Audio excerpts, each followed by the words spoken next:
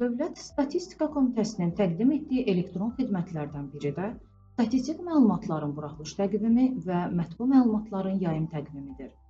Təqdim edilən elektron xidmət ölkədə sosial-iqtisadi, ekoloji, demoqrafik vəziyyəti, elmi-texniki inkişafı, ölkə, region və sahə səviyyəsində qarşılıqlı təsərrüfat əlaqələrini, struktur dəyişikliklərini və istehsalın səmərəliliyini səciyyələndirən statistik və mətbu məlumatların tarixi haqqında bütün istifadəçilərin əvvəlcədən məlumatlandırılması, göstəricilər üzrə məlumatlar və metodoloji izahata, məlumatlar üzrə dinamika sıralarına, habelə təqvim üzrə əvvəlki arxiv məlumatlarına, hüquqi və fiziki şəxslərin giriş imkanının yaradılmasını əhatə edir.